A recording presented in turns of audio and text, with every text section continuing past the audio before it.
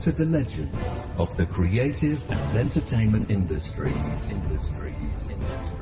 We talk to those on the rise. Lance Steen Anthony Nielsen asks about the highs, the lows, and everything in between. This is Outcast Creative, and this is Industry Interviews.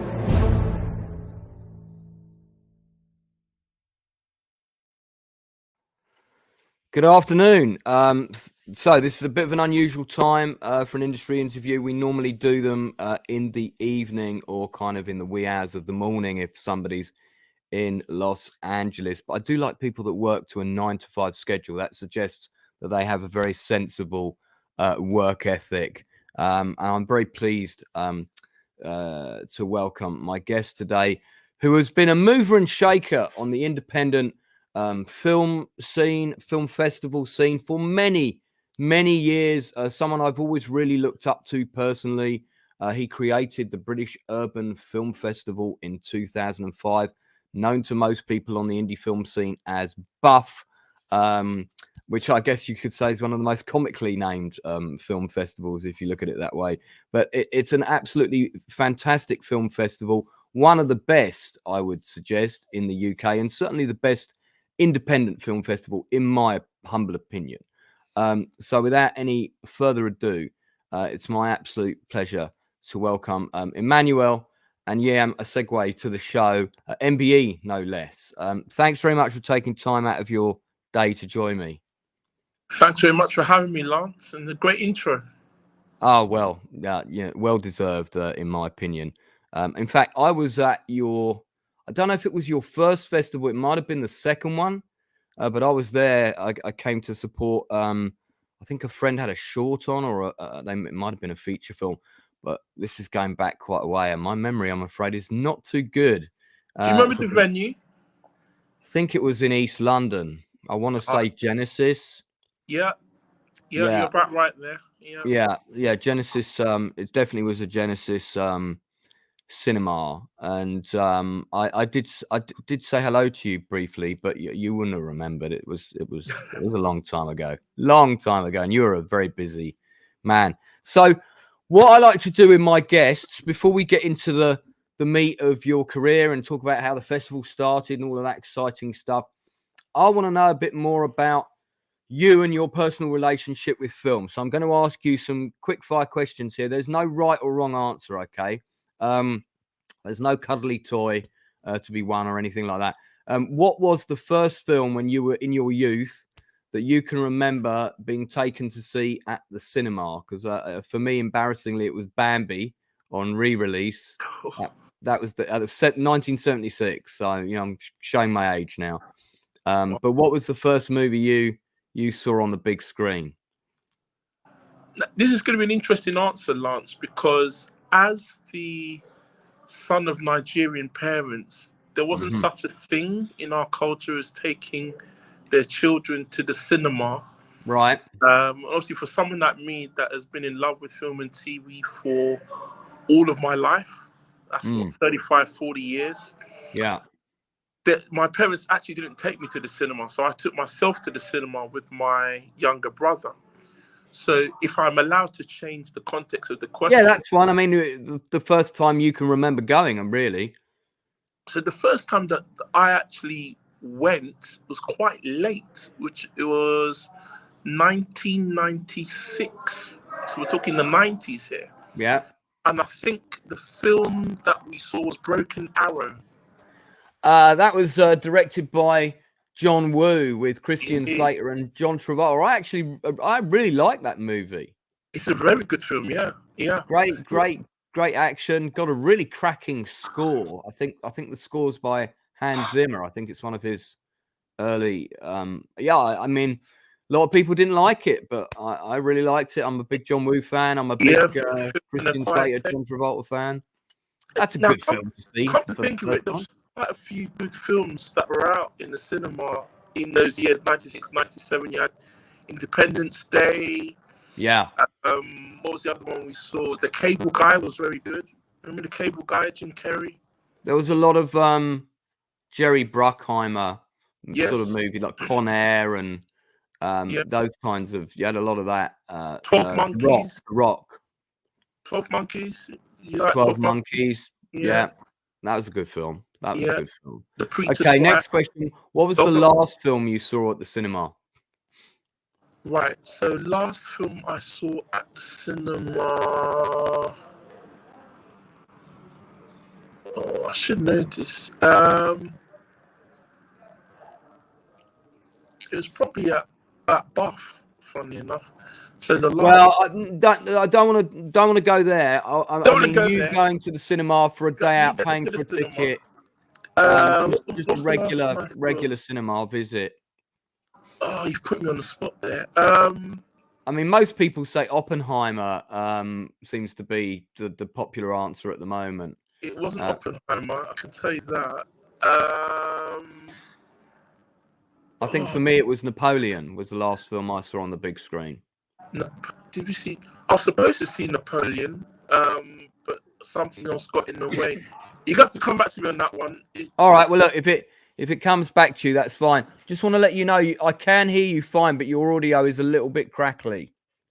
All right. Yeah, a little bit crackly. I don't know if there's any adjustments you can do your end, but I can hear you, but there's just a bit of a crackle. Okay, it's not my voice, is it? Because I've been sickly the last few weeks. So mate, no. There's just a bit of a crackle on the audio. But listen, you have my sympathy. I was actually in hospital the weekend just gone. Have you got that same chesty bug that just won't go? Very much so. Yeah. Yeah. Oh, it's awful. And they said there's just a series of new, really awful, strong viruses going around, and they don't know what to give people to make them go away. I feel there's a documentary there to be made about the NHS struggling with this. And yeah, I mean, fortunately, I've got a history. Well, not fortunately, I've got a history of chest infection, so I was prioritized. So I got seen pretty quickly. But they said everybody's had it. All the nurses have had it. Most of them have had it twice. So you have my sympathy. So you're a filmmaker as well, and I'm going to talk about the latest documentary that you've made. If you could work with any British actor or actress that you haven't worked with yet tomorrow, let's say you're producing a film for your sister Claire, and we'll talk about her as well. My wife Claire, you got correct. Is that your wife? Sorry, I thought it was your sister. That's your wife. Good God, I'm so sorry. Can we edit that? Yeah. Well, no, we can't. We're live, but that's completely my fault. My apology. I just saw the same name. That's so you're a husband and wife team. Yes, she's my other half, my better half. Yes. I mean, every day, every strong man has an even stronger woman behind him. That's a true adage. Well, my apologies to your wife for making that horrendous error. I'd like to talk about the work that you've done together. But if there was any actor that you could put, you must have had this conversation. If there was any actor, British actor, that you could put in your next movie, who would you love to work with or love to see in a project? Stephen Graham, I think, right off the bat. Stephen Graham. Yeah. And absolute diamond of a geezer as well. Absolutely, yeah. Massive fan of his. Vicky McClure as an actress. She's great. And Angela Griffin. Who I've gotten to know recently, not worked with her from a film TV point of view. So those are three names, definitely. What about American actor or actress? Same question that you guys would love to work with that you haven't worked with yet. Well, if you're going big league, I guess Samuel L. Jackson would be the one. Really love to work with him. Yeah. A friend of mine worked with him on Formula 51, and they said he was absolutely lovely. So that's nice to hear. Excellent. What's a film that you would always watch once a year? Like a favourite, like for me, I've got to watch probably Lord of the Rings. I watch at least once a year. Probably Godfather at least once a year. Star Wars at least once a year. It probably would be The Godfather. I know that Claire watches it every year, if not twice. Yeah, so I think The Godfather, for me, it would be some random film from back in the day. like a good black gangster film. So massively Oh, into yeah? the films in the 90s. So Have Plenty was the one that I really fell in love with. My favourite from that era probably would be New Jack City, I think. Oh, that's a good choice. And I saw that in America as well. I saw that in New York, so that was quite. Really? Okay. Yeah, I just happened to be there when it was released for a short holiday, and I thought, oh, this looks good. I'll go and see this, and it was a very energetic audience, like whooping at everything, and so it was. Yeah, that was quite the experience. Have you got a film that you would consider a guilty pleasure that maybe is a bit of a B movie or not necessarily critically applauded, but I might stick it on in an afternoon if I fancy vegging?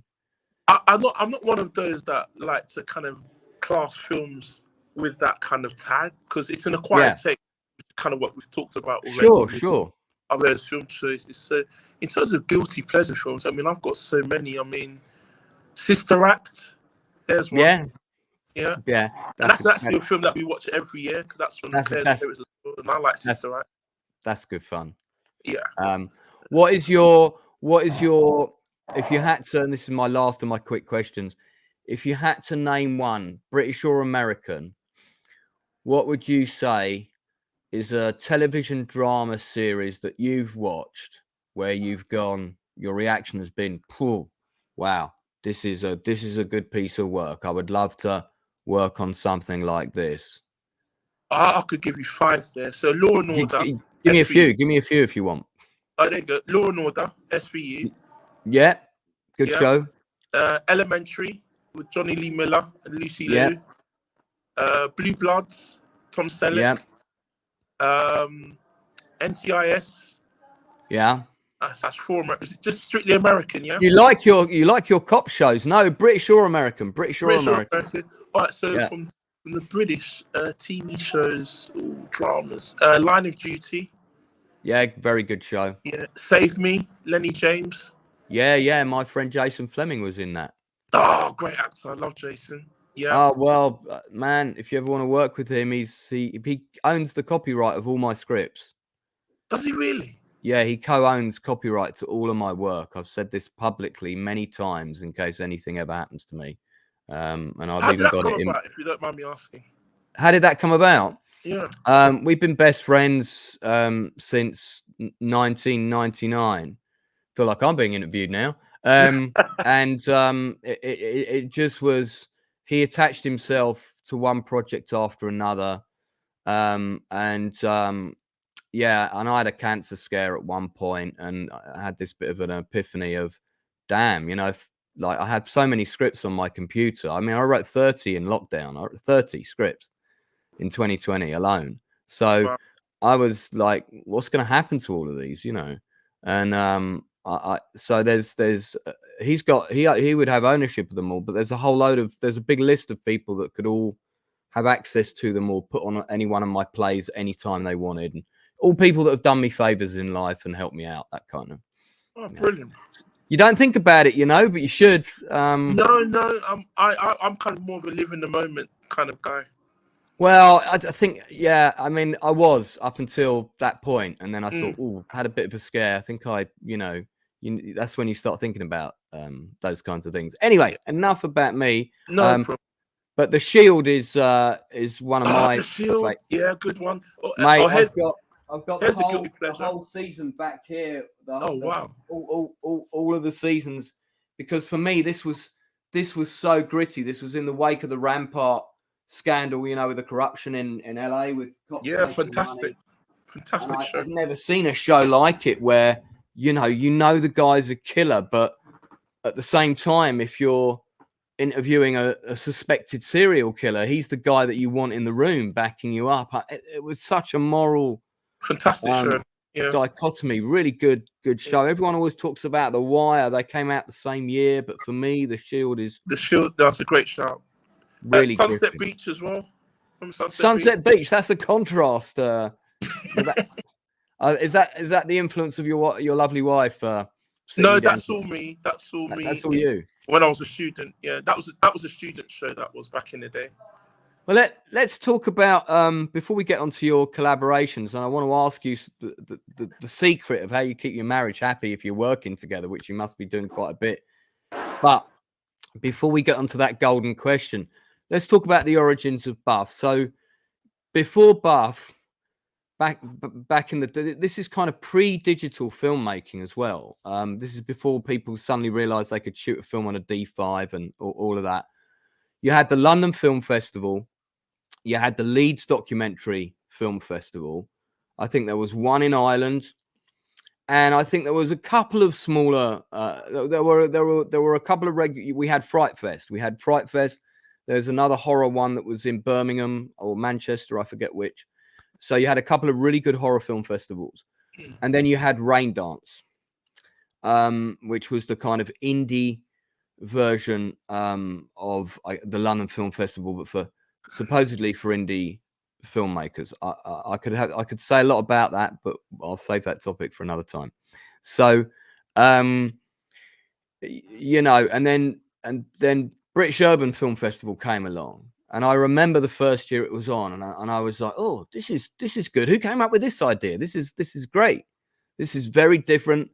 This feels like something that could be accessible for a guy who can get hold of a camera, who lives on a council estate, hasn't got any training, wants to go and make a film, shoot something that's rough and ready.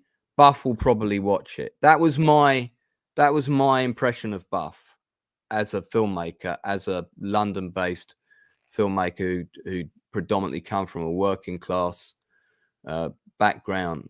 That's my impression, just to let you know. But what was your reasons for starting it? How did it come about? So Buff really started just out of where I was at the time in my life, personally and professionally. So it's mainly the environments that I kind of grew up around. So like I said earlier, being the child of Nigerian parents, taking their children to the cinema wasn't a thing. So for me, the next best thing was to watch loads of telly, which I wasn't supposed to as a young kid in the 80s and 90s on TV. So all that watershed stuff, I was up after 9 o'clock watching Tales of the Unexpected, The Gentle Touch, Dempsey and Makepeace, Juliet Bravo. Again, more cop shows. So I do love my cop shows, I must say. But yeah, as a 7, 8, 9-year-old, that's really what I was watching.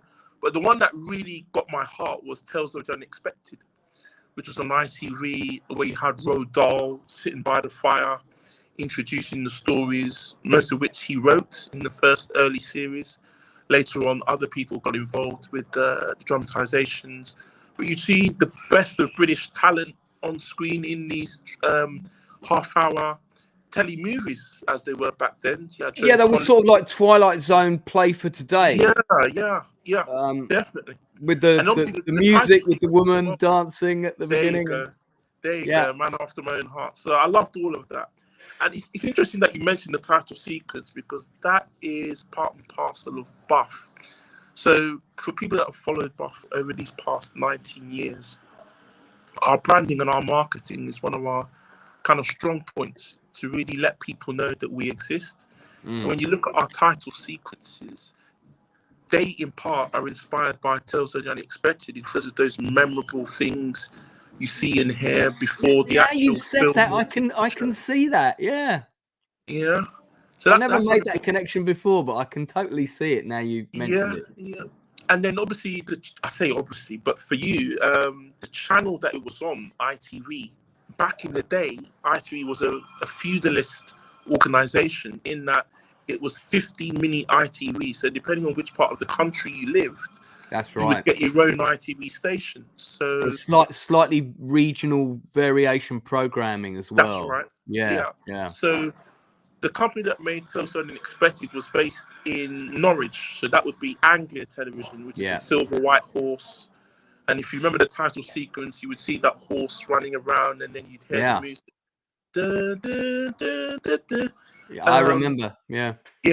So every region had their own kind of ident. And me as a child, I loved all of that. I'm thinking, before the show starts, I'm getting all of this as a kid. LWT had the red, white, blue. The stripy logo.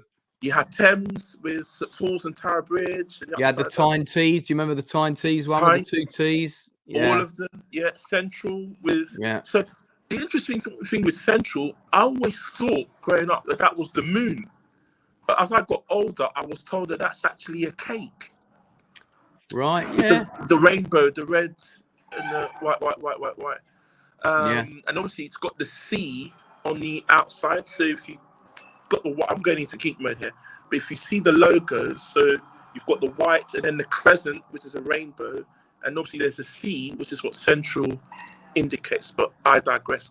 But yeah, so every region had their own kind of idea, and I loved all of that. So obviously when it came to setting up Buff, one of the things that I always wanted to do was when we were introducing trailers, film festivals, events, or just anything that we were promoting, that the idents would be the one that would really excite our audiences.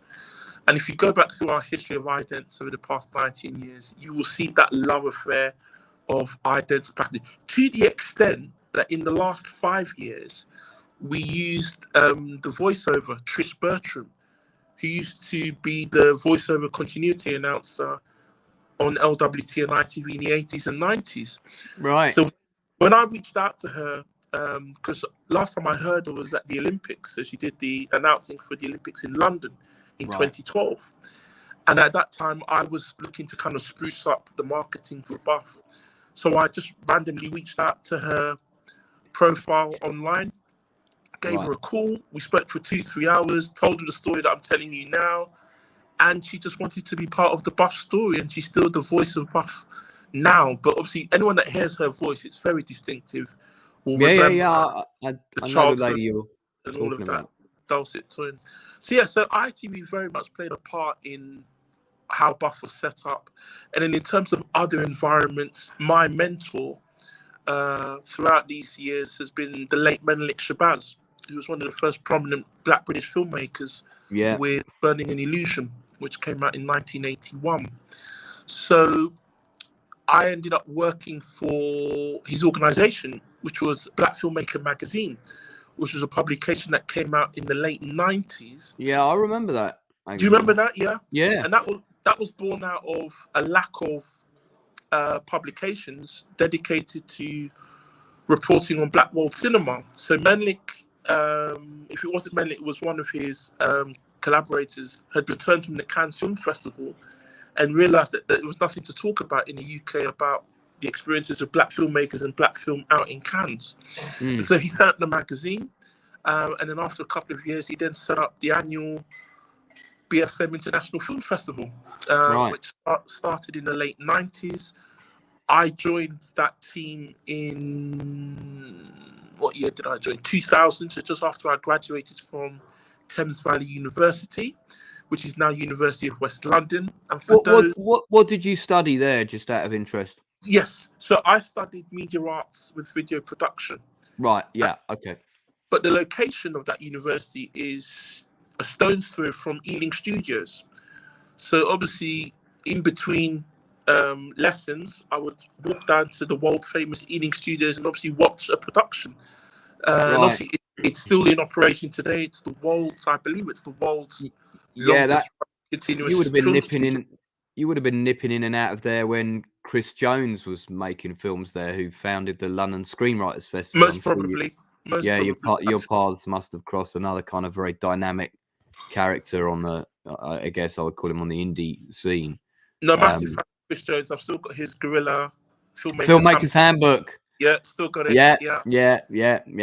I unfortunately lent it to a girl who has yet to send it back to me. So. Oh dear.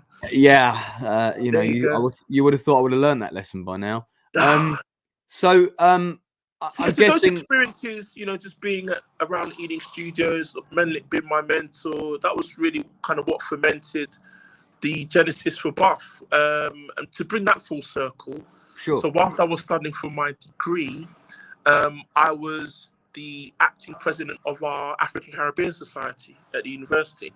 And every year at the time, there was the Prince's Trust Urban Music Festival, which took place I used to sit on I was one of the people on the board of the Prince's Trust at one point.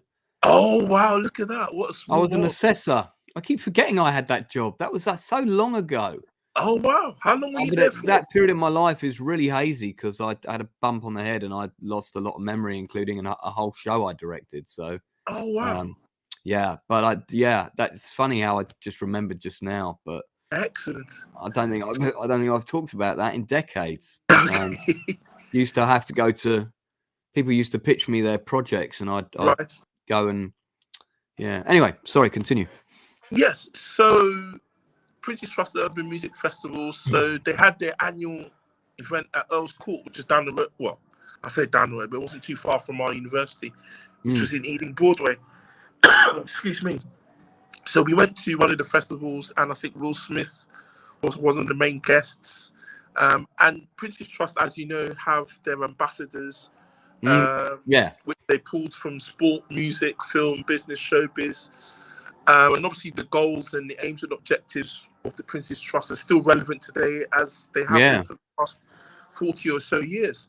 But as I was attending the event, I sat next to my friend at the time and I said, how can this one white guy, Prince Charles, mobilize 15,000 predominantly black kids in one room with this event? Why can't we as black students create something like this?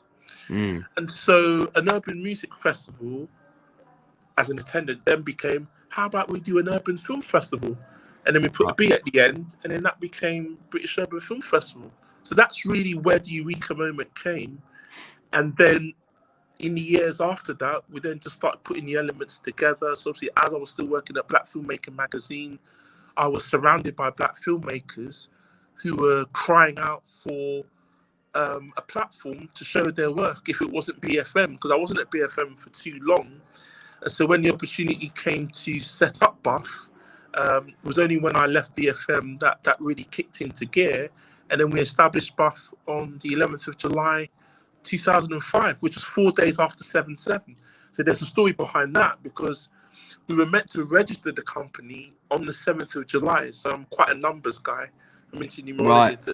So that was the plan. And I was living in Southgate at the time, which is on the Piccadilly line. And so I was literally about to send in all the paperwork to company's house, which at the time was in Tavistock Square. Yeah. And obviously, if you know, during 7/7, the bus that exploded in Tavistock Square. Which is where company's house was based at the time. Yeah. So I was due to be on that train, which would have arrived in Russell Square at around about 10 to 9, which is when the bomb struck. Now, fortunately, when I got to Southgate Station, they had shut the gates, but I didn't know what was going on. It didn't become the huge story that it later became. But then everyone's mobile phone signals was just temporarily switched off. And then obviously, as we found out, the Met Police had switched off these signals because there was this massive terrorist attack. Yeah. So I've not told that story in a while, but yes, Buff initially was meant to be registered on July the 7th, 2005, but we registered it 4 days later. So, and as it turned out, when I met my then wife, I realized that her birthday was also on July the 7th. So make that what you will. Yeah, I mean, I'll never forget that day because I had a doctor's appointment at Warren Street, and I was in the process of going to it when, suddenly it's like, we're stopping at this station, you're all getting off. And I'm like, what? And I had to walk all the way home, because at one point, all the buses stopped running as well. Yes. First of all, they stopped all the tubes, and then after Tavistock Square, they stopped all the buses. So it was weird. It was this massive sea of people. All, I mean, everybody was very British about it. They were all like, well, I can walk home. It's only 10 miles. It's not so far. Yeah. And there was a kind of calm sense of community about it, at least, on the outskirts of London, not maybe not so much where the events themselves were taking place. But so first year Buff was 2005. Yes. I mean, and you were the festival director right up until fairly recently, actually. That's right. Yeah. Somebody's now taken. I think you had Justin did it for 1 year, and now you've got a lady who's coming in and taking over now. Is that? So Justin is still festival director. So he's been in post for 3 years. Right. And then we appointed an artistic director to work alongside Justin last year. So the woman you're referring to is Paula Crickard. That's what I'm sorry. Who's been in the industry for 30 plus years, from Belfast originally. And she's worked in various kind of spheres. Her main forte is post-production. So she worked on Invincibles 4 last year. And she's also worked on various other productions. I could go on. But yeah. So the idea is they work in tandem to produce the festival? Yeah, so Justin does the day-to-day with the submissions, curation, programming, and Paula kind of chips in with that. But also, she kind of comes with a fresh pair of eyes. So she would be looking for films that haven't been submitted to BUFF that could screen out of competition. So that would be mainly her role. And then obviously just to expand on our relationships and establish new relationships, which we still need after 19 years, because you can't stand still in the film and TV industry. No. And one of the great things with the pandemic, I mean, that sounds like an oxymoron, but the film and TV industry was one of the most robust industries just because of the way that organizations were able to pivot.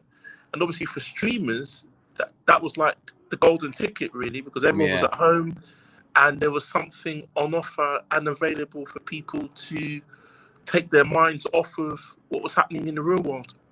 Yeah, I mean, the reason I wrote so many scripts was because I'm an acting coach, and all my actors didn't have any work. They were all very depressed, and people started saying, "Hey, can we do script reads online?" So we were doing 3 or 4 of them a week. I had 25 actors on most of them, and then after a few weeks, we'd run out of scripts. So I said, "Well, I'm going to start writing some new ones," and I was writing 22 pages a day. I mean, it was mad. But I felt like I had this fire under me, and I thought, well, I'm going to keep going. I wrote a whole 10-episode TV show because we did the pilot and everybody loved it, and they were like, "Oh, we're doing episode 2 next week, aren't we?" And I'm like, yes, of course we are. Hadn't written it yet, but you know. And by the time we were on episode 5, I'd written all 10 of them. It was they inspired me really, because they were giving me such amazing feedback. It was so productive, as to hear your work out loud and then be able to shape it is a really useful thing. So let me go back to 2005 for a moment, because I'm sure it's much more organized now. But first time putting on your own, you're the man in charge. Did you have a big team around you in 2005? Was it organized chaos to a degree? How were you picking films? It was a team of 4. It was 4 of us. So it was my friend who was at Earl's Court. And then I had another friend who I studied with in film from Ethiopia originally. So he was one of the first directors. And then I was friends with a woman who was experienced in film and TV and community work, Rose McDonald.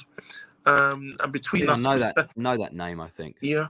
So we set up the company in 2005, and then I mortgaged the family home to start getting the finances in. So again, going back to the trope of being the son of Nigerian parents, they always wanted their children in blue-collar jobs, white-collar jobs. Right. All of this film and TV talk went over their head, and if you kept on talking about it, you get a clip around the ear, or smack on the belt. I mean, was this your mum and dad's house, or was this your house you're talking about? No, the family home, mum and dad's house. So how did they feel about that?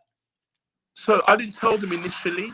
So what happened was in 2004, they put my name on the deeds to the house that we were living in at the time, which meant that I had an opportunity to remortgage the house and get some equity out of that.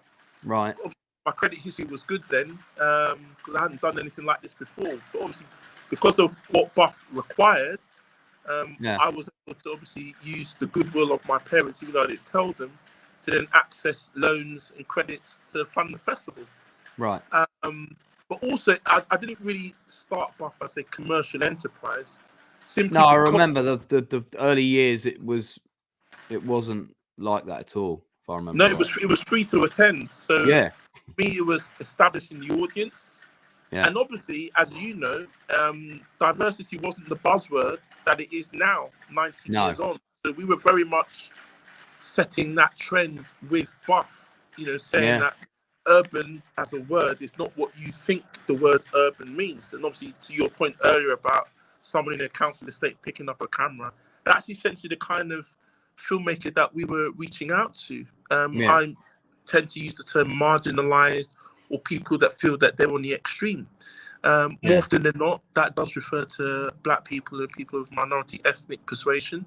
But white working class people can quite easily feel marginalized, as can students, people with a disability, any subgroup that you can think of that feel that they're not part of the status quo, the mainstream, whatever you want to call it. Those were the people that came under that urban moniker in 2005. And obviously, over the past 19 years, people belong more to that urban group because they feel that their voices are being told, are being shown, and are being validated. Because it's one thing to then have the platform, it's then another thing to then get that credibility. And by credibility, that is access to finance, winning an Oscar, getting nominated for a BAFTA, getting into bigger film festivals, for want of a better phrase, than Buff. So really, Buff has always been that pathway where if you get into the festival, I mean, the number of emails I could show you from filmmakers that are just glad to just be picked. Anything after that is a bonus because they know how much it means to be associated with a festival like Buff. I mean, for me, one of the most humbling elements of the festival is when you get submissions from Spike Lee and Kerry Washington, and you're thinking, surely Buff is too big for you.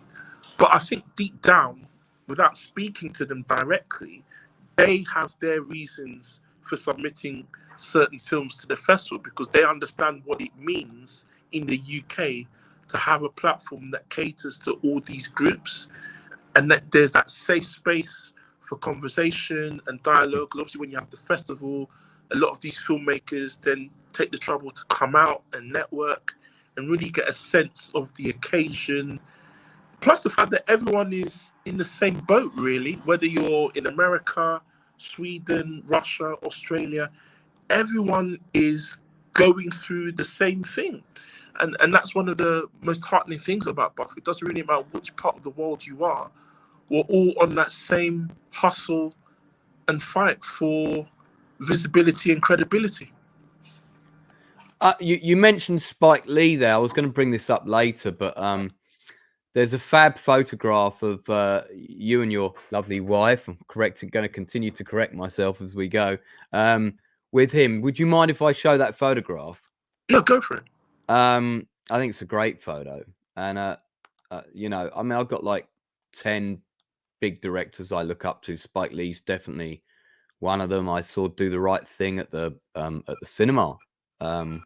Excellent. And never has a film made me want to eat pizza so much. But is that your favorite Spike Lee films?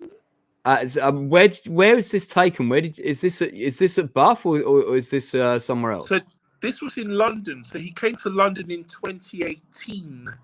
And he was working on a short film, I believe. It wasn't any of his feature films because he normally comes to London to promote something that he's working on.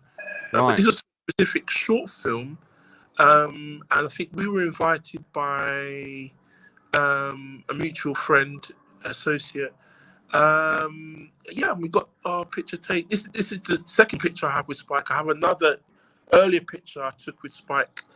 This is before I met Claire. This was back in 2002, I believe, when I was at BFM at the time, and he was at City Hall, where he was the guest of honor. So I've met Spike twice in person, and Spike, as obviously, as I said, has submitted films to Buff as an executive producer.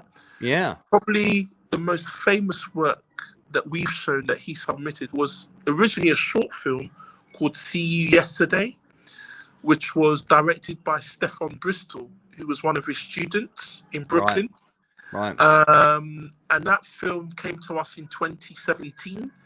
So we selected the film, showed it at the BT Tower back then. And that film went on to become a feature, which Netflix funded, was shown at Tribeca. And then Stefan then went on to become Spike's personal assistant on Black Klansman. Right. And we've stayed in touch with Stefan ever since.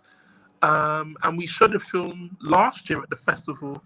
Again, Spike was an executive producer on, called Yellowstone, which is kind of a semi-horror-ish film. Short film, very good. Not to be confused with the TV show of the same name with Kevin Costner in a cowboy hat and so on. Yeah. That's right. So, so our paths with Spike have crossed on various times, and I hope that our paths cross again in the future, such as the degrees of separation in the film world, as I'm finding out with your background, Lance. Yeah, listen, we've got so many friends in common, Wil Johnson being one of them, who I interviewed on my channel. He actually came in the studio. He was sitting here with me, and we've known each other for a long time, and I've actually directed him in a film.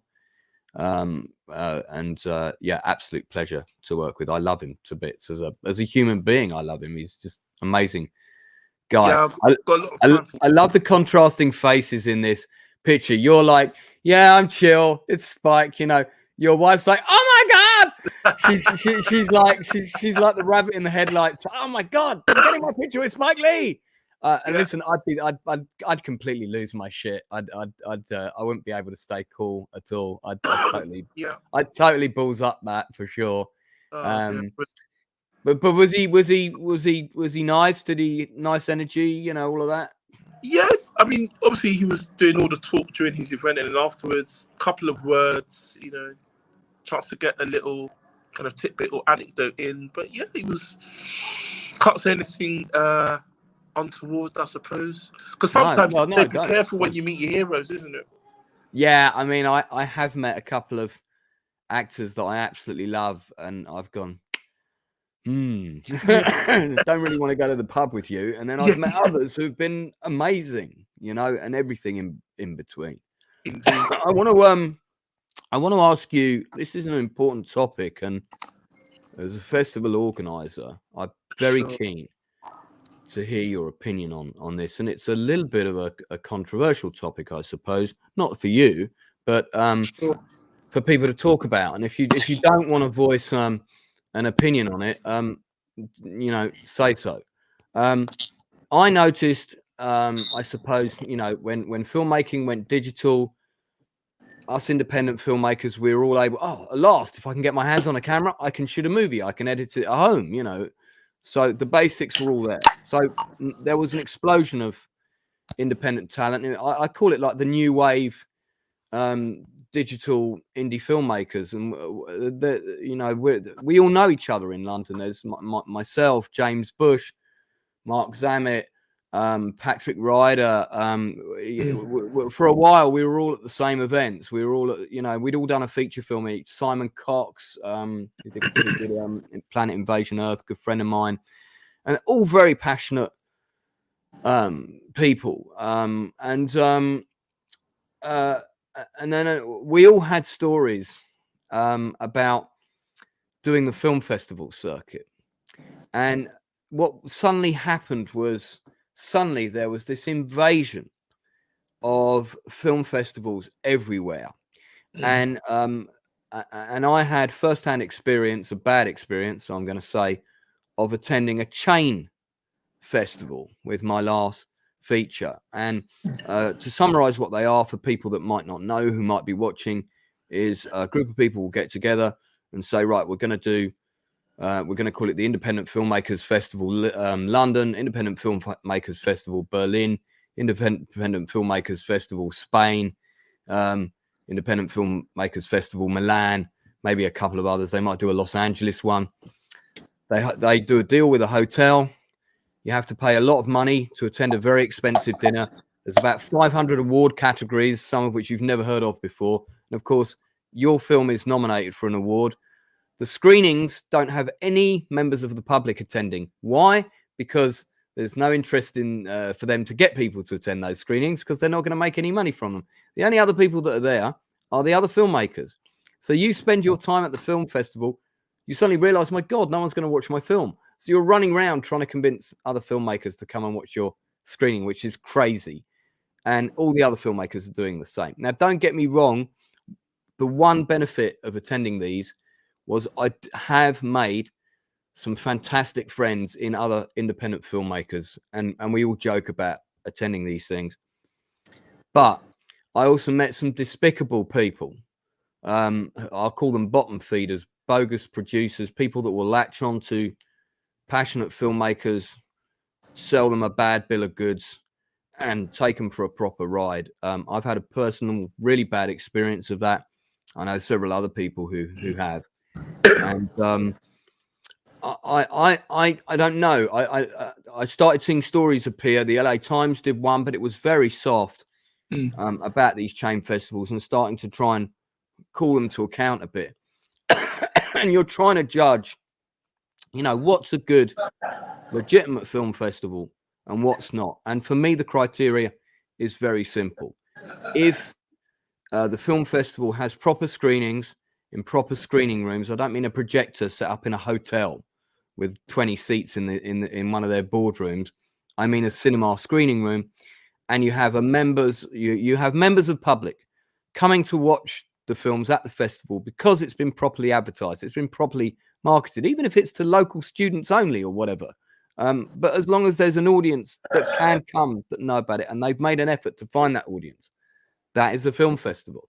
If you're just putting on a screening of a load of films and making money off film freeway submissions, and the only other people that are really there are the filmmakers, and you're not advertising your festival beyond to the filmmakers, you're basically making money off the filmmakers and paying yourselves a wage. And you don't really have any interest in promoting the movie. But that's my take on it. What I want to know is what you think about it, because it's become a massive sort of money-making market unto itself now. It is. And thank you for sharing that story. It's no, we've got Emmanuel back. Lost the connection for a second there. Sorry, do continue. Yeah. No, I was just saying to just thank you for sharing that story. I mean, I think for any film festival worth its salt, you've got to sing for your supper year in, year out. You've got to sell the benefits. I think that's the key for any film festival. Why should filmmakers care about buff? It's something that we ask ourselves internally every year, every month, every week, every day. Why should filmmakers care about the British Urban Film Festival? So obviously with a 19-year track record, we're able to fall back on so many benefits, so many success stories, not just personally with the filmmakers who have come through the festival, but obviously actors that have been in these films, actresses that have been in these films, because we have our own award system where obviously off the back of our award system, people get work, they get agents. So again, that word of pipeline and pathway, they're very important to buff, because otherwise, why have a film festival? For many people, it's the first chance to tell the world that I'm a filmmaker. But for us, our work gets started after the festival. So obviously the whole submissions process, which is standard for all film festivals. I think obviously to your point about the story, I think where a lot of these shady organizations can see the easy work, getting all the subs money in, the hard work, which is when the festival ends, is where a lot of these companies really show their true colors. So in answer to your question, what a filmmaker should be looking for in terms of a genuine film festival is, what are the benefits on offer? What aftercare is the festival providing after your film is shown? It's not just when you get to the screening, you get looked after in terms of hospitality, etc. I'm talking about after the festival is over. Is the festival still talking about your film, even though it was shown a year ago, 2 years ago, 5 years ago? I mean, we we claim every film that we've shown over the past 19 years, even though it's shown at other film festivals. We still feel that film, because it's shown at Buff, has invariably made a difference to that film's shelf life and legacy. It's part of the Buff family. Is that a way of looking at it? Yeah. So we have an informal alumni network of filmmakers, films, talent, and we always check in with various people to see where they're at in their careers, in their story. And so that is a huge kind of benefit and value. So for any filmmaker that is not familiar with Buff, that is looking for a film festival and asking themselves, why should I submit to Buff? It's not because we are just a Black-owned film festival that we bang on about diversity.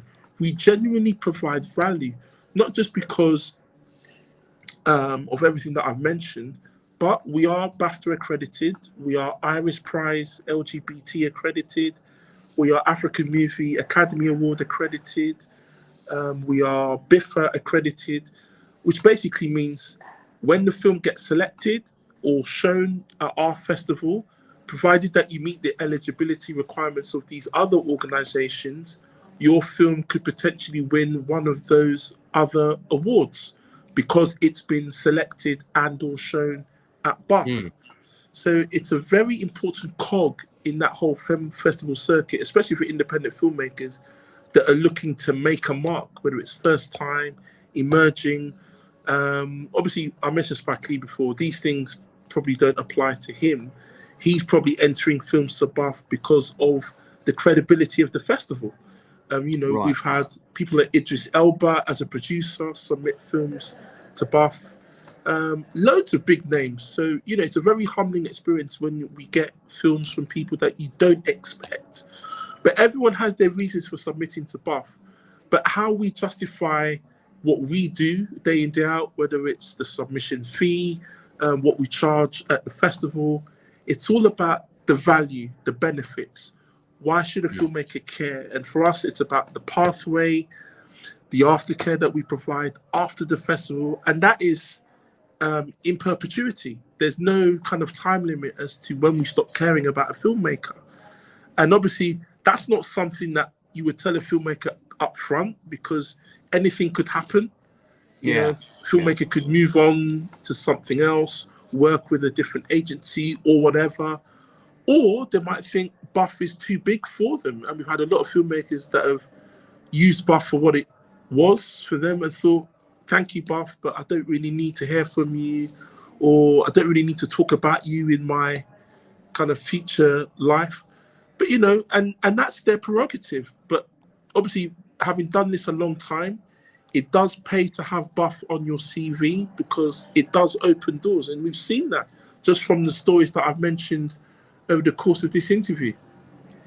Before I move on from the festival, in the early years especially, I mean, and I'm sure it's a longer list than this, but if you could distill, let's say, the three most important things that you would look for in your tenure as festival director, and I don't know how involved you were in the submissions, but I imagine early on you were probably very hands-on. What would you be looking for in a film, a short, a feature that would be submitted? I mean, obviously, it's got to fit the wheelhouse of the festival itself. Of course, you're not going to be looking at a Hollywood movie, but taking that as given, what would be the three things you would look for with your submissions? Okay, so Lars, let me put you on the spot, because you said at the very top that you've been a massive fan of Buff. You've been following, basically stalking me all these years. Well, I attended the festival. I think I've been there 3 times. Fantastic. Yeah, three times over the years, and then I got into a state of poverty, and just like me attending film festivals was out the window. I used to go to London Film Festival every year, and same. I haven't been for probably over a decade now because I can't afford it anymore. But yeah, go on. So the reason why I mentioned that is you must have heard me mention the granola test. Keep going. Right. So I'm probably going to fail it miserably, but So essentially, this is the answer to your question. So how I would scientifically discover what I'm looking for in a film is by having a bowl of granola in front of me. I do remember you talking about this. Preparing to watch a film. Yeah, I do remember you talking about this. Yeah. So that would be how I would determine what gets into the festival. And it was really to do with how much of the food you got to eat. Absolutely. Yeah, so I remember you saying that at one of the somebody asked you a question and that was your answer. I remember. Yes. I do remember at one of the screenings you saying that. Yeah. So if I didn't touch the bowl of granola, that meant that the film got my full attention. Yeah. And then the double payoff would be if I got to the end of the film, I could then eat the whole granola in one sitting without having to have split focus watching the film. Obviously, I've watched the film, which meant I got to the end. So by contrast, if I'm eating food whilst watching the film, it means it's not getting my attention. Right. And that would be my bona fide process for selecting films into the festival for many a year. And then I would test that method by having a bowl of granola at midnight, 1 a.m., 2 a.m. So obviously, most people go to bed at that time. Yeah, most people except people like us. Indeed. And it's funny that you mentioned work ethic earlier on. I'm not a 9-to-5 person. My kind of hot hours, as it were, would be between 11 a.m. and 3 p.m. Okay. And that includes weekends as well. So I would strongly advise people to work on Saturdays because you can get a lot done.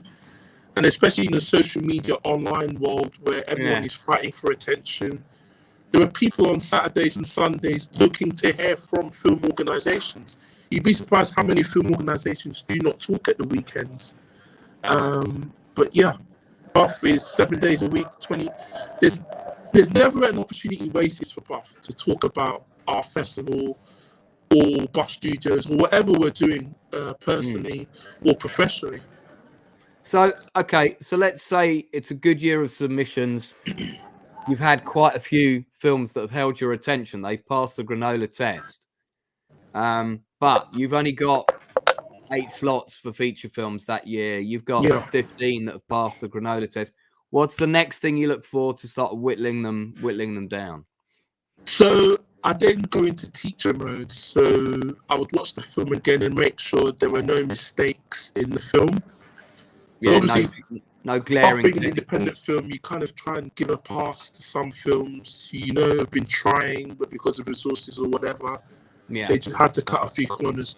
But in answer to your question, where I would kind of put my foot down is if there's any spelling errors, that would get kicked out of the festival. So I'll be a stickler on spelling, attention to detail, so any continuity errors, i.e. there's a boom mic in shot, or all of those kinds of things. So that would be a huge no-no. What would be the other thing? I guess if people didn't meet the actual criteria, so for us, short films would be between 3 and 44 minutes. So that's a pretty generous span there for a short film. Yeah, 44 minutes. Yeah, that's again, it's because of experiences of independent filmmakers who are trying to tell a story. And we've shown some really good 44-minute shorts in the past. Yeah, I have too. I have to say I have. And so you would kind of relate to when it comes to the Q&As where you would ask the filmmaker in front of an audience, why didn't you just make a feature instead? Why couldn't you add another 20 minutes, 30 minutes? And they would all come, 9 out of 10 people would come back and say, budget. I just couldn't get the budget to make it an hour 10 or an hour 15. But obviously from a distribution point of view, the film business side of it is where that runtime becomes key, because that's how distributors then want to get involved with your film after it's shown at a film festival. And again, where Buff kind of comes into its own is alongside the film festival, we have an industry program where we have guests from the BFI, we have producers, sales agents, all people at key kind of elements of the process to kind of deconstruct those myths and knock down those doors. And again, I bring that word pathway into it. So if you're an independent filmmaker that doesn't know how to get distribution, or don't know what paperwork you need to put in front of a financier, Buff would have events running alongside the film screenings where during the day, any filmmaker or member of the public could come along and hear firsthand how these processes work, and then obviously watch a film in the evening. So it's very beneficial and educational in terms of understanding the mechanics of the business, because film is a business. And obviously, where we are in 2024, it is the be all and the end all. So, you know, for all the charitable and benevolent things that Buff has done over the past 19 years, it really is about bums on seats. And obviously with streaming, it's how many people are accessing your content online. And that's so important when it comes to curation and selecting films. So that's becoming even more part of the process in terms of what to look for to make sure when you are putting your content in front of a paying audience that all the basics are in place. But obviously it's got to be entertaining. It's got to be something that floats my boat as a lover of film. So most people, you know, they say, for people that work in the industry, as it's often referred to collectively, you know, don't date someone else who works in the industry, or if you're, you know, don't date an actress, or but your wife is a filmmaker. You've worked together on a couple of projects, because you see, I always do my research on my guests, but I nowhere did I see a line that said Emmanuel married Claire, blah blah blah blah blah blah. I didn't find that anywhere in any of my background stuff. Right. And I'm pretty good. I've made a couple of gaps. This is my 48th interview since I started doing these in July of 2022. I think this is probably my second biggest, slightly comical gaffe. But my apologies to Claire. I hope she sees the funny side. I know Wil Johnson will be laughing right now. He'll definitely laugh his head off. Yeah. Yeah, he will be. I mean, I'm assuming you guys probably met through the festival, did you? Absolutely. So obviously, I would always say to close family and friends, and I guess I'm saying it now on a public platform, that obviously the greatest thing that has come out of Buff has obviously been meeting my wife. So how that story came about. So when I first met Claire, she wasn't in film. So her actual day job is she's a qualified dermatologist. Right. So she's an allergy practitioner by day. And when I met her, right, that makes a lot of sense with her feature film. We'll talk about that in a moment. But yes, I will bring that full circle. So this was 2014 when I met her, summer of 2014. This was 6 months after my father passed away suddenly at the age of 67. And sorry to hear that. I lost. No, thank you. Yeah, I lost mine in 2009, and what year would that have been? That you 2013. So last year was the 10th anniversary of his passing. I think about all you had achieved between 2005 and 2013. If you may permit me to say so, I'm sure he was extremely proud of everything you had done. Oh, very proud. And obviously he forgave me when I told him that I mortgaged the family house, because as I said earlier, they didn't know about that. I think there's a script in that story, but there is, isn't there? Yeah, there is. There's a script in that story. Yeah. Well, that could be an episode of Dreaming Whilst Black, you know. Indeed. So this is something that you probably do know or should know, but I was actually in rarefied company when I found out that Alfred Hitchcock had mortgaged his house to fund Psycho, because such was the craziness of the idea that Paramount didn't back him with arguably his greatest film. So he mortgaged his house. So he backed himself. And obviously the rest, as they say, is history. So I didn't know that until later years. But obviously I just thought, well, that makes sense, doesn't it? Obviously you've got something as crazy as Psycho, which for me is one of the all-time great films. So if you're ever going to ask me a top 10, Psycho would be right up there. And then also going back to meeting Claire anyway. Yes, bring it back to Claire. So I was promoting Buff on a radio show, and Claire was on the same radio show. And Buff was being promoted in the first hour, Claire was due to go on in the second hour, but people were talking about Buff so much that it ate into her interview time. So she only had about 20 minutes to talk about her company, which was called Prime Skincare, which she made out of her bedroom because as a child she had candida problem. So she was lactose intolerant, but there was no products for her as a black girl over the counter. So she formulated her own creams in the kitchen. And then she turned that into a product, which she then set up a pop-up store around London at the time. And then when I met her, she set up a store in Whiteley's in Bayswater. Yeah, the shopping centre with the cinema in it. I remember. And the TV studios upstairs. Yeah, right. Princess, all of that. Yeah. So she was talking about that, and then she was talking briefly about her life story, how she was raised in Islington, like me, came from an Igbo family, like me. Igbo is a southern eastern tribe in Nigeria. I have several friends who are from that tribe, so I'm familiar. Indeed. So the fact that I've never come across Claire as an Igbo person from Islington intrigues me already. Obviously, I hadn't seen her. I'd heard her on the radio, but I wanted to know more about her. So I kind of reached out to her online, and then I think she called me after the radio show, wanting to know more about Buff.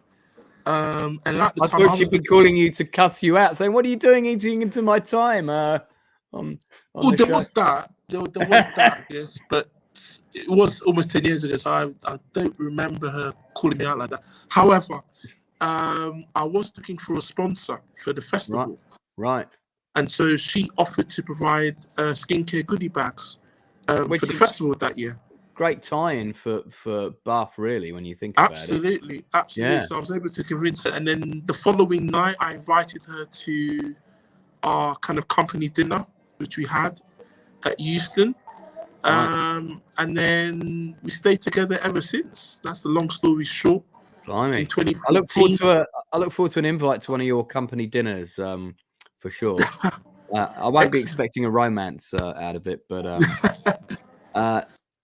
so I mean, the reason I've brought Claire up is because it doesn't really matter. I mean, you know, you are family, whether she's your wife or your sister. Working together that closely with someone who's in your life all the time presents its own set of challenges, and there are not many relationships that can survive that. No.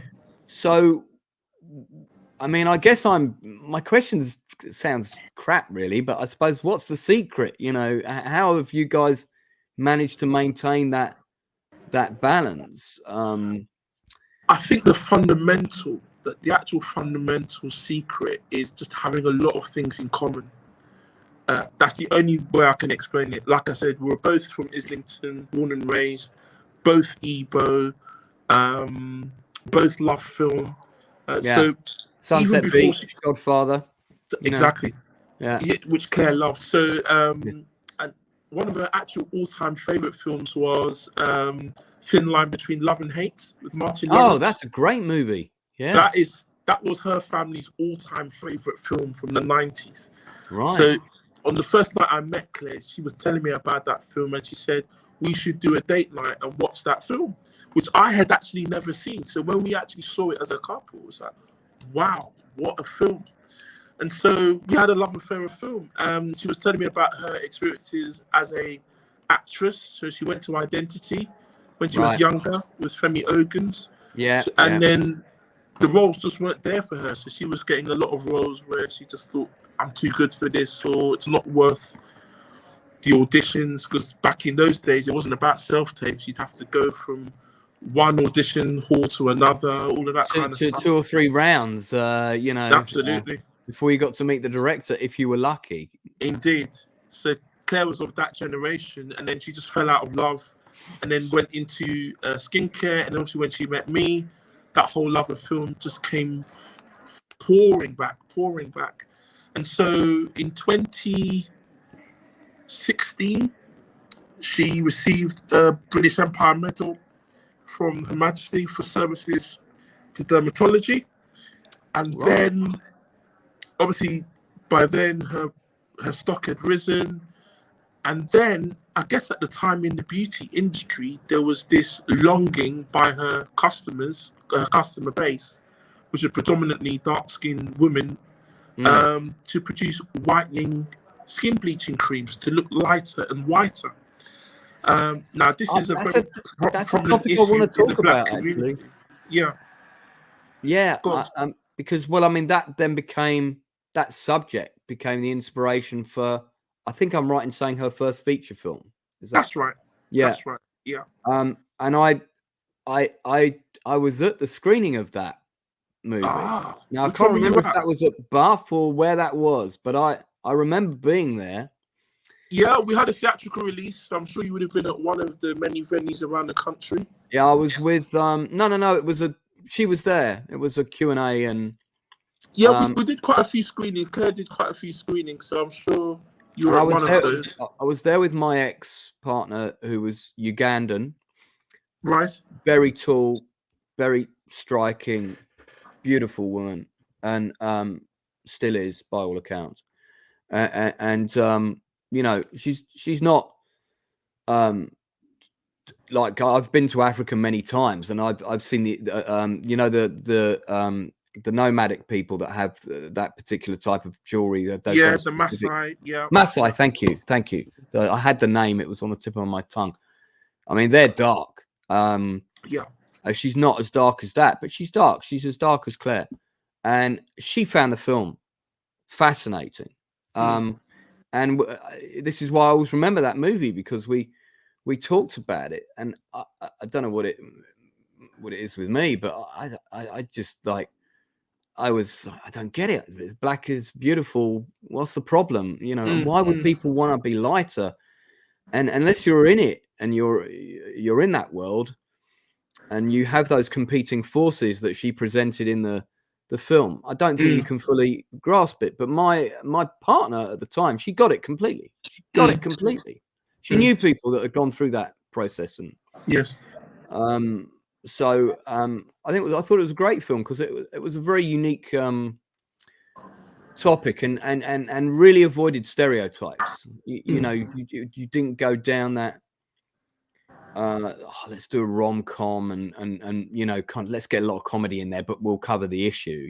Nah, we're not going to do that, and I respected that. And it's a film I should watch again, actually. But yeah, that's the only time I've seen it. I got to see it on the big screen, which was nice. I mean, it's very talking heads, but I was you know, I was interested. I was entertained and quite engaged with the characters the whole way through. So and I didn't ask. I'm normally the first person with my hand up to ask a question, a Q&A, because I always put it up straight away, because that person always gets picked. Yes.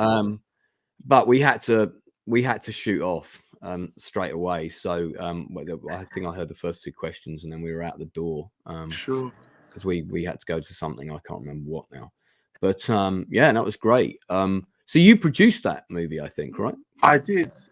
So just after Claire got her BEM, like I said, some of her customers wanted her to produce skin bleaching cream. So she shut down her business, because on ethical grounds, she wasn't going to make those products, which obviously if she did, she would have been a multi-billionaire, because since shutting down pre-made, the whole beauty industry has gone colorist, for want of a better phrase, where everyone is making skin bleaching creams.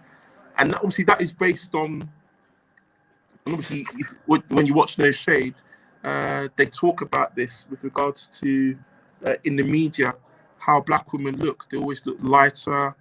And Beyonce, which is again part of No Shade's success. So unbeknownst to us, when we started the promotional campaign for No Shade, Beyonce's father, Matthew Knowles, was publishing his autobiography. And in the autobiography, he talks about when he met Beyonce's mother for the first time. And she was so light that he thought she was white. So obviously when they gave birth to Beyonce and her sister Solange, as they've grown up, Matthew made sure that they looked lighter to get ahead in the industry. So obviously that was a deliberate strategy on the part of Matthew, who's quite dark himself. Yeah, I never knew that.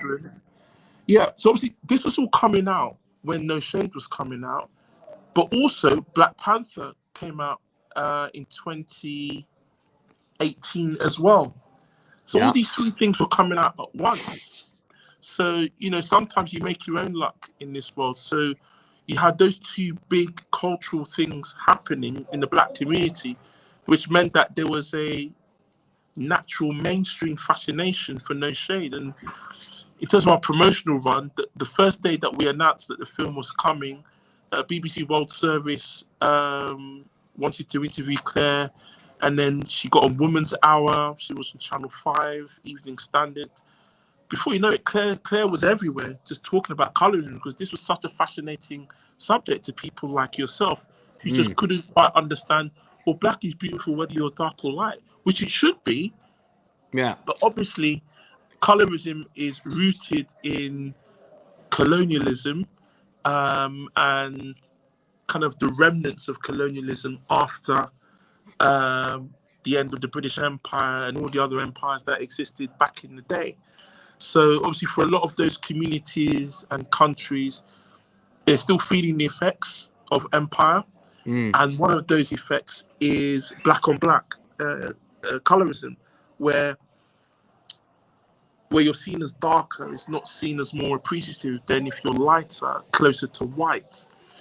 So again, it's very tenuous, these associations, but for a lot of cultures, that tenuous association is enough to be able to make the conclusion that being lighter is more appreciative or would get you more respect or more kudos or more whatever it is than if you're darker. And that is still a problem globally. If you go to India, cultures are based on the caste system over there. I've seen it firsthand. I know exactly what you're talking about. Yeah. It's not an exclusive black problem. It's global. So, you know, Claire started something and she was qualified to tell it. So I think that's part of its success as well, the film.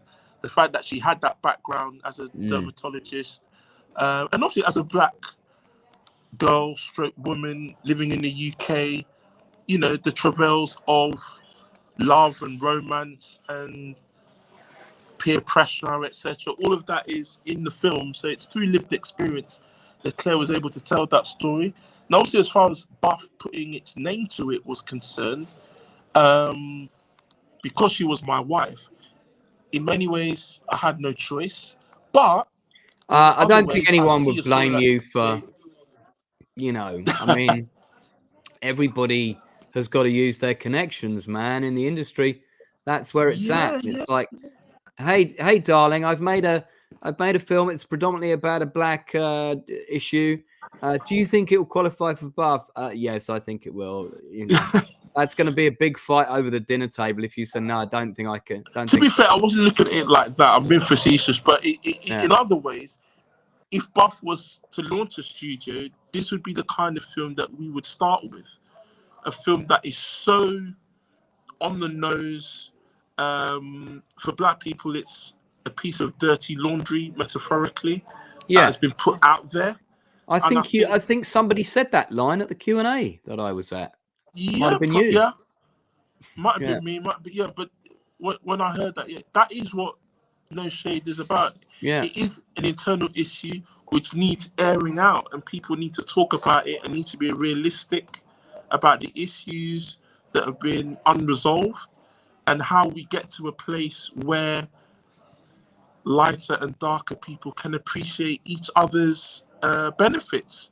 Because from a scientific point of view, there are benefits to being darker, which are not talked about because of racism and colonialism and all these other isms that always get in the way of, you know, mature discussions.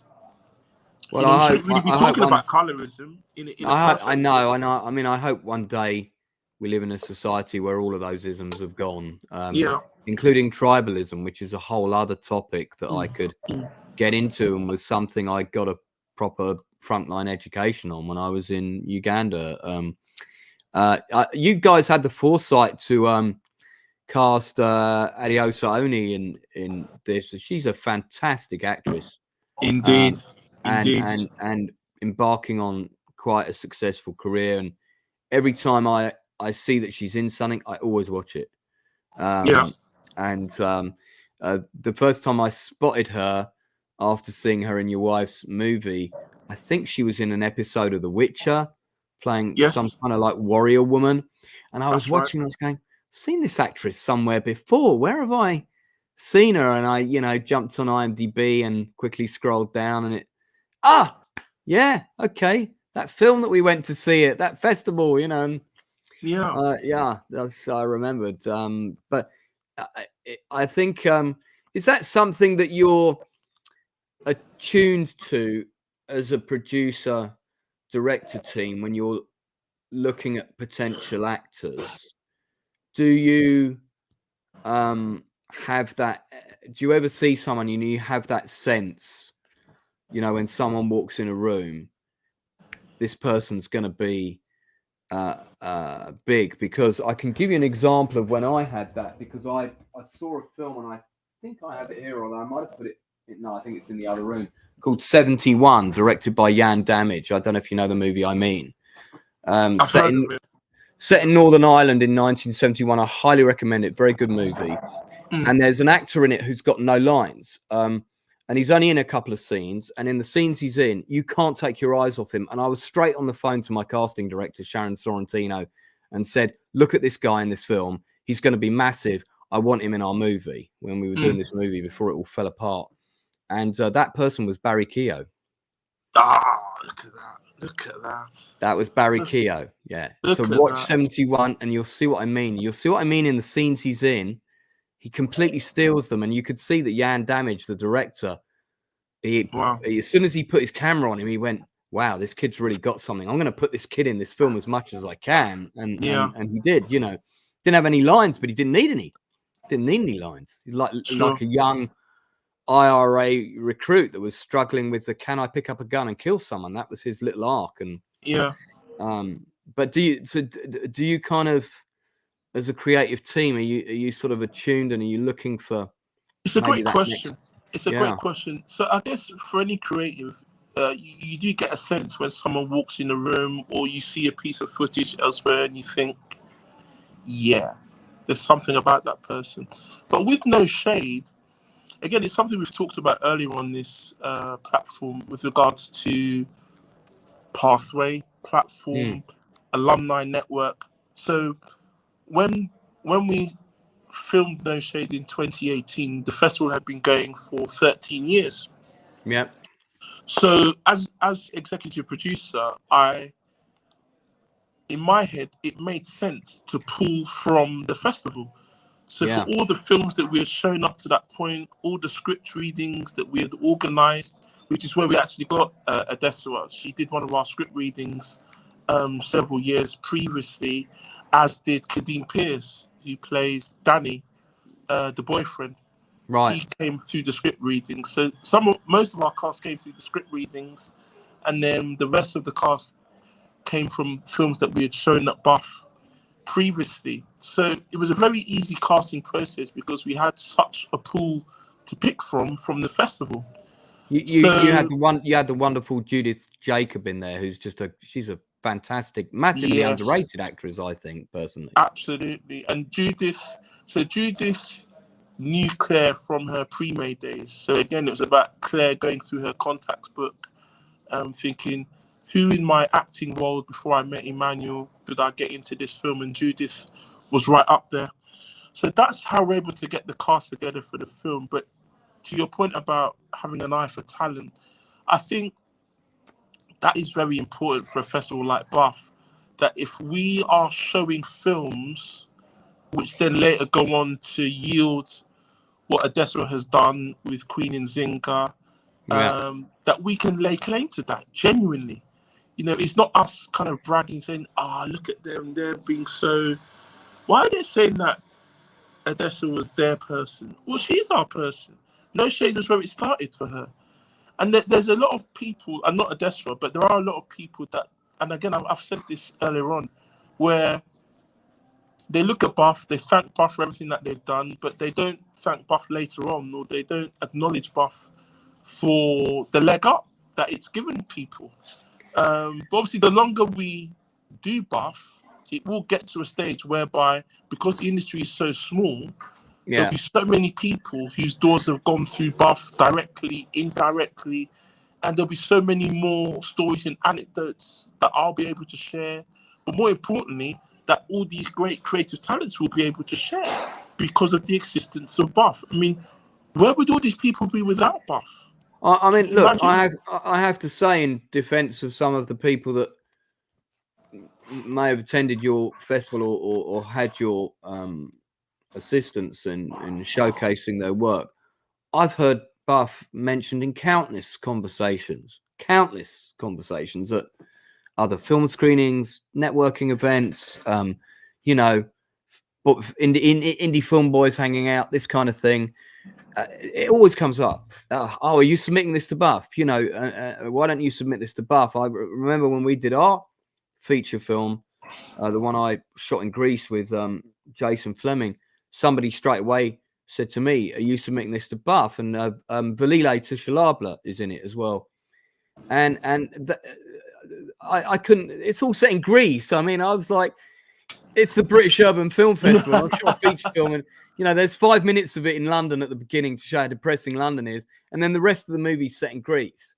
Yeah, I said to my producer, "This isn't a Buff film. We can submit it, but they're going to say no." So we didn't in the end, and I think quite rightly so. You know, it was set in Greece.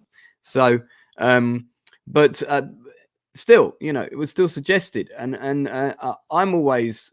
People send me features to look at for feedback all the time. And if I see something that I think fits your remit or will pique your interest, straight away I say to them, you've got to submit this to Buff. And, you know, and I've said that to a few people, not as many as I would like to, because they're not right. You know, sure. not every film is right for every festival. I usually spend quite a bit of time warning them off which festivals not to submit stuff. But you also had, I mean, you had Zephyrin in the film, fantastic actor. Yes, yes. I've had a conversation with my casting director about him. Jade Asher, yes. Also, you know, and Lonyo Ngele is great an actor. Lonyo. Yeah, I mean, he's great an actor that should be working more. He's done a 100%. Few bits, but you know, somebody give him a big speaking part, please. 100%, 100%. Yeah. So, I mean, I can see where there was a pool of talent from Buff there, and you must have seen people coming through and go, oh, you know. Lonyo was definitely one of those people. The first time I saw him in a film. So, how we got Lonyo? So, the first film I saw Lonyo in was a feature film we showed at Buff in 2011. And this was a film called David is Dying, which if you can get your hands on it, I would strongly implore you to watch that film. Yeah, other people have recommended it to me, actually. Yeah, you should definitely watch that. So Lonyo plays the lead in that film. This is not from David is Dying. We're just going to say this is from a different production, but this is Lonyo in the center. Sure. So I'm trying to remember what show this is. So off the back of David is Dying, he got this NBC miniseries, which is what you're showing on screen. I believe this is Cinecittà Film Studios in Italy, because I've been there. Right. And I think that's part of the Rome set, which gets reused quite a lot for this kind of production. Yeah. That might be the NBC miniseries that he got in 2015. Right. And at the time, he was on the books of Femi Ogun's Identity. Right. But 2011 was the first time I saw Lonyo in the film, and I was blown away by his performance. Outstanding acting. Outstanding. He's like a young Yul Brynner. He reminds me of Yul Brynner. He's got his kind of presence, his kind of that sort of fierce look. Do you know what I mean? Yeah. Yeah. Great actor. So your initial question about people that just they walk into a room and they had it. Lonyo for me will always be one of those people until the day I die. That first time I saw him on screen, I just thought, what have we got here? What have we got here? So, to your point, any films that we can get Lonyo in or TV shows, 100%. Did you get to see anything at the London Film Festival this year? I wondered if you saw Daniel Kaluuya's new film, The Kitchen, or The Kitchen. Not so the Gas. so Whether Buff you took saw place, Gassed Up. Buff took place the weekend just after London Film Festival had finished. Yeah, and we were up in Yorkshire for the first time, so physically we couldn't get a chance to watch. What prompted that change, may I ask? I mean, was it just, hey, let's take it up north and do it here for a bit? What was the... So what prompted that change, with a lot of things with Buff, highly organic, but poetic. So November 2022, this would have been Justin's second festival as a director, and the opening night film was Buff Studios' second feature film. So 5 years after No Shade 4 years after No Shade was our second feature, which is a documentary called Absolutely Marvelous, which was my directorial debut. So No Shade was Claire's directorial debut. So basically we took it in turns. So I made the next film on the Buff Studios slate, and Absolutely Marvelous is a documentary, an observational documentary, which was 6 years in the making. So in 2016, so we need to go back to go forward. 2016 was the year Muhammad Ali, the boxer, died. 2014, when I first met Claire, so the night that she sponsored Pre-May for Buff was the same night that we showed a Muhammad Ali documentary. And we had a whole load of boxers there, Lloyd Hunnigan, Frank Bruno, etc., etc., etc. So that was Claire's first Buff experience. 2 years later, Muhammad Ali died, so we showed the film again to commemorate Muhammad Ali. And in 2016, the heavyweight boxer Joe Joyce had just won Olympic silver medal. And we invited him to this commemorative Muhammad Ali documentary screening in Buff 2016. And then we were introduced to Joe's mother, Marvel, who is 93% blind. So if you met Marvel, you'd never know she was blind. Such is the fascination of the woman. So I always remember the first call. She was just that talking to my own mum, who passed away in 2015. So got on like a house on fire, got to know her. She was telling me about how she climbed Mount Kilimanjaro, as you do when you're blind. But that's typical Marvel. And then she just said to me, she's got all this kind of home video footage. And because she was aware of Buff, she thought, could I make a film about her? And it's hard to say no to Marvel, but I had to kind of park it to one side because I couldn't say to her, I can't really make a film of this. But the gods kind of convened, and then during the pandemic, her son, Joe Joyce, had a press conference for one of his fights. He was unbeaten at the time. And during the press conference, Marvel was in the audience and asked a question to Joe's opponent. And the response of the opponent was, when I beat your son, I'm going to spare you the heartache because you can't see him getting beaten up. Which was a very low blow, pun intended. You know, you're talking to the boxer's mum. Yeah. And you're literally telling her that you can't see him, and when you beat him up, you won't be able to see. So just everything about it was just very below the line, very gutter. But it was the inspiration that Joe needed to then beat him in the fight, where for 10 rounds, all he did was consistently punch him in the eye.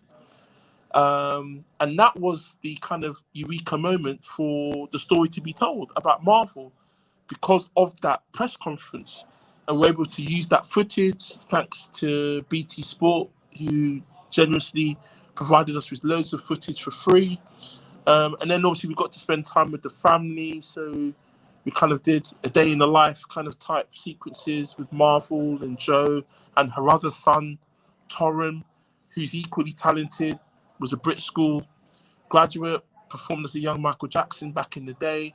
But more importantly for Marvel, every time she went to ringside, because she can't see what's going on in the ring, she has to rely on her younger son, who's sitting next to her, to tell her what's happening to her son in the ring. So obviously when I found all this out as a producer, I then had to do my own research. And as we were filming, I found out that BT Sport, the broadcaster, or all the broadcasters that had shown Joe's fights, had never provided a headset for Marvel to listen to the commentary. Oh. So all this time, Marvel's just listening to the crowd. She can't see, and she's asking her son, "What's going on to my Joby? What are they doing to him?" So obviously, as a producer, you're just trying to put yourself in Marvel's shoes. How is she processing what's going on? Obviously, when you lose a sense like sight, all your other senses are heightened. So obviously, her hearing goes up, her smell, sense of, and obviously as a mother, you always have that mother's instincts because you know what's going on spiritually, all of those kind of elements.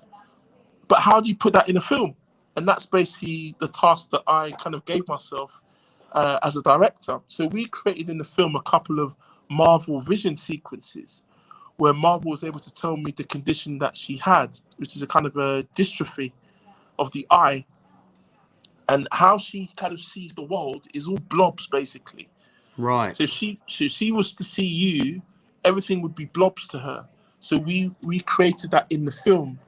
And then we would play the commentary of the fight, and then marry that with Marvel Vision, where you're seeing Marvel's blobs alongside the commentary.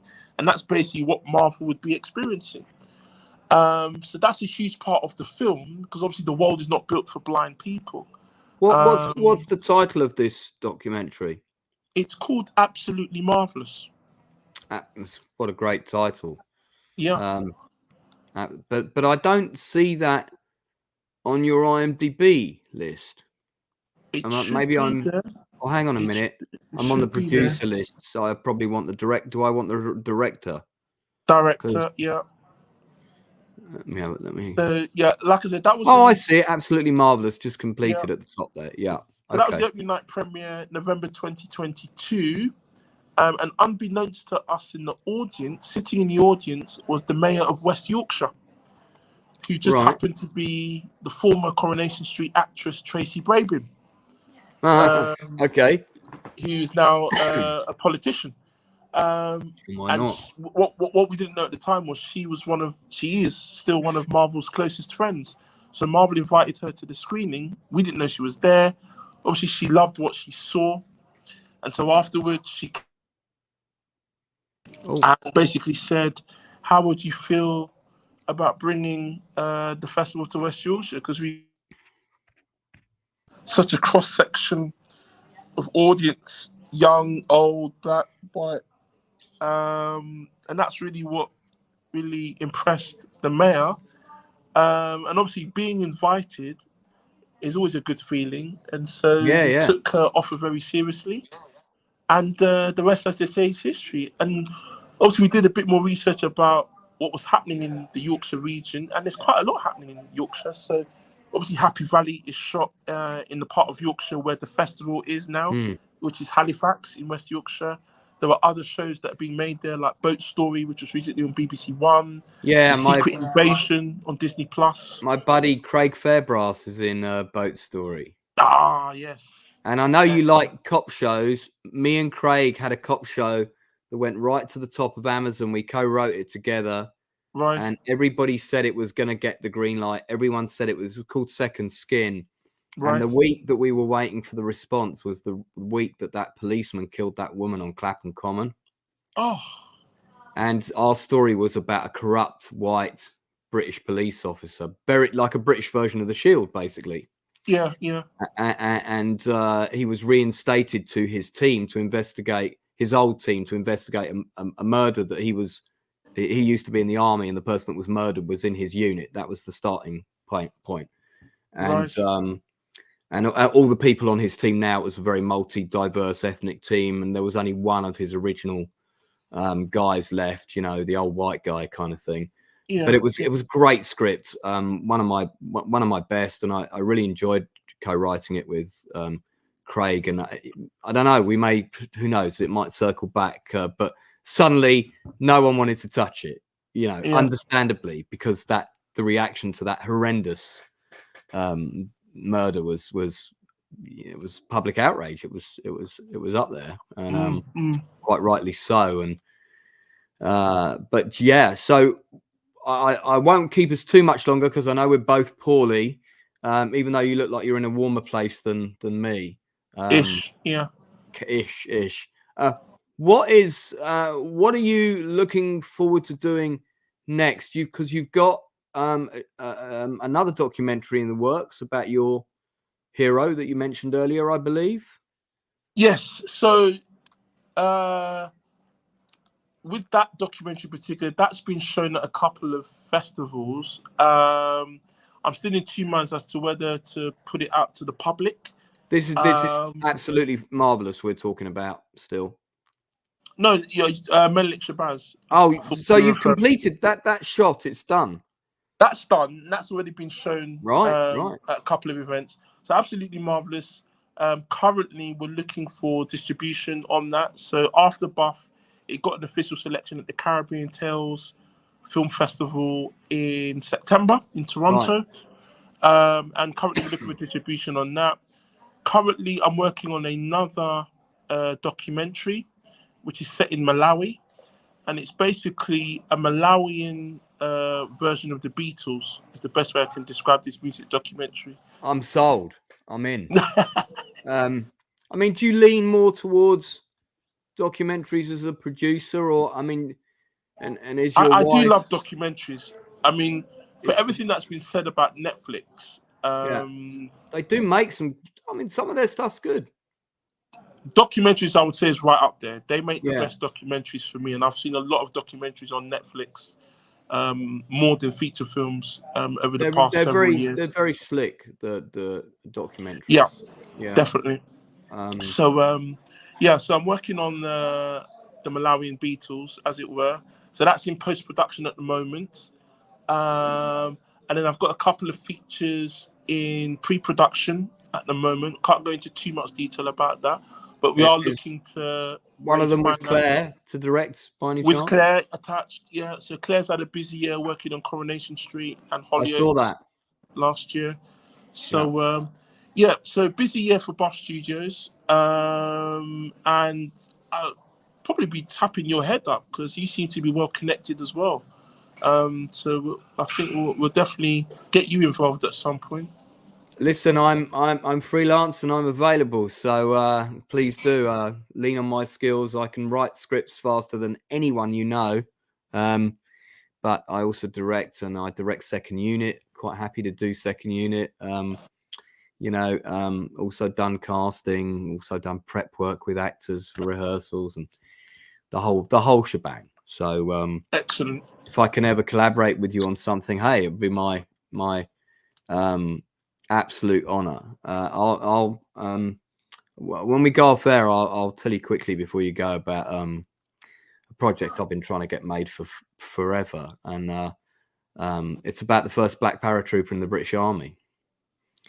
And I'm the guy that's been trying to make it, you know.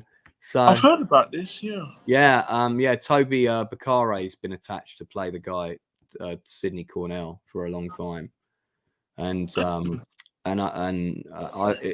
it's all gone through the Cornell family. I've had them on board from day one, and because that era of World War II is my hobby, you know, and I know everything about which battles he took part in and what happened, and I visited all the places, but that's a whole other conversation. But is there anything you would like to plug before you go? And think also about your lovely wife, in case she wants something plugging that you forget. And again, I don't want to be responsible for an argument around the dinner table. No, I mean, we've always got things in the works. So there's the two documentaries. Buff obviously will be on again in 2024 with your new artistic director at the helm. Justin back again. So you'll be taking more of an executive role.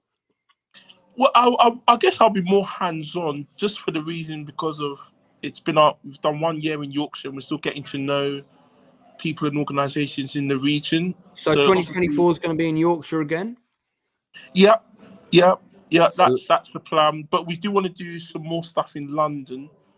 Do you think you'll end up doing 2, like a buff north and a buff south, maybe ultimately? So you're almost kind of roping me into announcing what we're looking to do.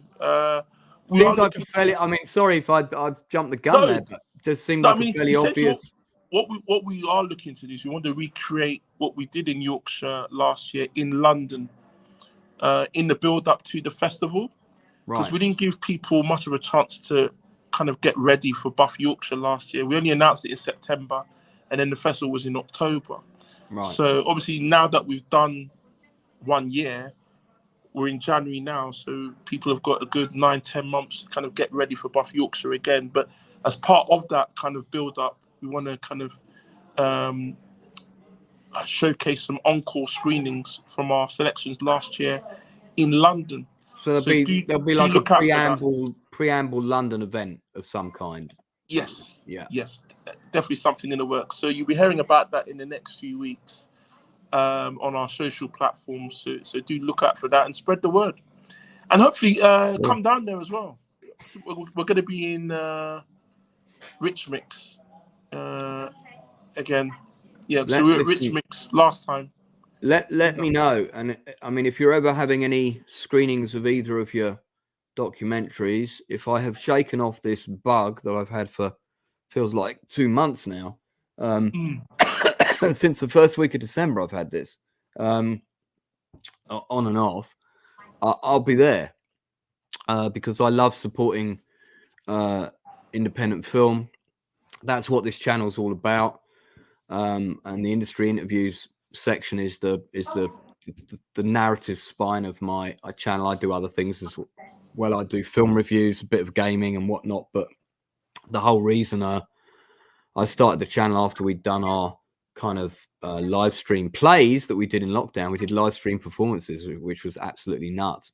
But was to take that further and make it a platform for young talent that can come and talk to me about stuff they're doing, be that filmmakers, DJs, comic book artists, board games designers. As long as it's got a creative bent to it, they are welcome here. And then I've also reached out to all my contacts in the industry, and I've had the likes of people like Phil Davis, Jason Flemyng, Danny Webb. I'm hoping to get Sharon Duncan Brewster on soon when she's actually got a break and not filming something since she did June. She's been quite a busy lady, but as a dear friend of mine, hoping to have her on pretty soon. I've just had Danny from Dreaming Whilst Black. I'm still trying to twist Nicola Gregory, the producer, who's been a friend of mine for many years, to come on the show as well. She's a bit camera shy. She's not mad about doing interviews, but I'm hoping she'll be on real soon. So that's what we do here, and I'm more than happy to have you on. It would be great to have you come back. If you want to come back in the lead up to the festival, you got to spare 90 minutes. You want to talk about what's happening, maybe talk about some of the films. I've only been doing this for a year, and I've already got over 3,000, just hit 3,000 subs. So it's starting to go somewhere, which is great. And I've had a wonderful support from some of my fellow YouTubers who are too many to mention, but they've been absolutely fantastic and very encouraging to me. So final word to my guest. What are you watching right now that you've tuned into on either Netflix or Amazon or whatever, that you've gone, oh, this is pretty good. This has got me hooked. I'm going to want to see more of this. Don't say Tiger King. No, not Tiger King. Oh dear, such a good question. What did I watch over Christmas? Oh dear. I mean, if I'm honest, I'm still kind of watching all my usual stuff. CSI and Coronation Street. I'm getting back into Coronation Street, which I'd not watched. Oh man, that's a backlog. That's a backlog and a half. If you've missed a big chunk, you might have to allocate like a few weeks off work to catch up with that. So, yeah, I mean, yeah, it's a boring answer. So it's Coronation Street. It's Law and Order. Can't get enough of Law and Order. For me, it's one of the best shows ever made, in my opinion.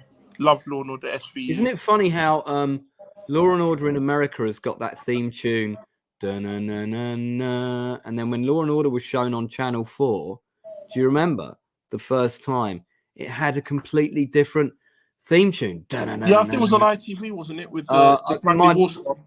I can't remember, but yeah, maybe it was ITV. But we had a totally different tune for the UK, and it was way better. Way better. Look it up on YouTube. Better than the US one. Way better than the US one. Way better. I need to hear this. That's a big call, Lance. That's a big call.